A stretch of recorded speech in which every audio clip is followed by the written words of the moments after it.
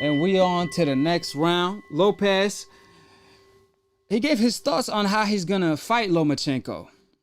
And he had an interested take on it because he said, I'm going to box him at times, fight at times, see what he's comfortable with and what he's not comfortable with.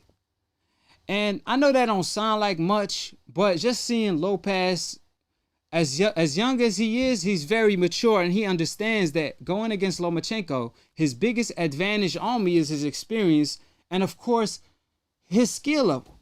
So he realizes that I'm going to have to mix it up. I'm going to have to make it ugly at times, which is going to make it more of a 50-50 fight. See, the thing about Lopez, he stated that he's going to take kind of a blueprint out of what Salido did. You know, Salido, a lot of people don't want to give him the credit he earned against Lomachenko. But if y'all go back and watch Salido versus Lomachenko. Salido wasn't the best version of himself because he struggled to make the weight. And he was a really washed up version of himself. I remember when he was his best version when he fought Gamboa, but when he fought Mikey Garcia, people was already considering him washed. People was like he was already washed up. But all of a sudden he beat Lomachenko, then, oh man, he in his prime? I don't think so. I think he wasn't at his best, but he used his experience. That Mexican school, you know, he introduced Lomachenko to a whole university that he didn't know about.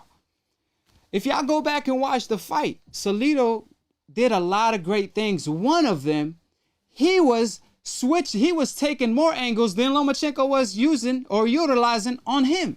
What I mean by that, he would go from an orthodox stand to a southpaw stand while he attacking. So he would go like, you know, he in an orthodox stand, then he would be swinging with his wild shit, and then he will position himself into a southpaw position, switch angle, and then come back with a hook. So when Lomachenko was trying to do his favorite pivot move, which is jab or control you with the lead hand and then pivot to the right, Salido will switch the angle on him, going from an orthodox to a southpaw. That gave Lomachenko a lot of problems because he was walking into a straight left hook from a southpaw position. So I saw Lopez perform that same pivot against some of his opponents. Of course, they not on the same level of Lomachenko, but the point is he at least been practicing that. So he might be able to pull it off, which is take angles, switch stands, go from orthodox to southpaw so Lomachenko can't perform his favorite pivot move. Now, it's very dangerous because Lomachenko perfected it. So you have to time him at the right time and you have to frustrate Lomachenko the way Salido did. And Lopez has a boxer eye. See, as a lot of casual fans don't see the things that Salido was very successful with, but Lopez does because he has a boxing eye at the end of the day. So, like I said, I think he got the right mindset to pull it off. It's going to be a tough task because Lomachenko has a lot of experience on Lopez. However, Lopez got natural size and power, but the skill level might be the difference. However, Lopez has to mix it up and see what he's comfortable with and not comfortable with, just like he stated.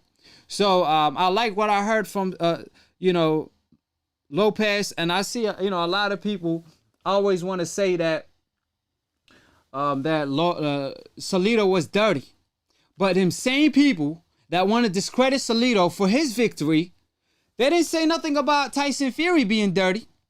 Y'all know, if y'all go back and watch Jim Lampley commentary over the Salido versus Lomachenko, all we heard was, oh, this was a miscalculation by Lomachenko team, but he kept insisting that Salido was being dirty. However, welcome to the boxing game. Welcome to the pro game. Because at the end of the day, I didn't hear them same fans complain about Fury, so I don't want y'all to complain about Salido and how he got his victory.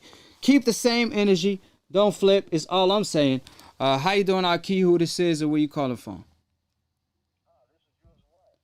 Hold on. Jules for life, you said? Yeah.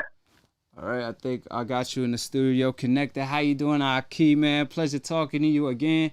So what you got in mind? How you looking at Lomachenko versus Lopez and what he had to say when it comes to the Lomachenko fight?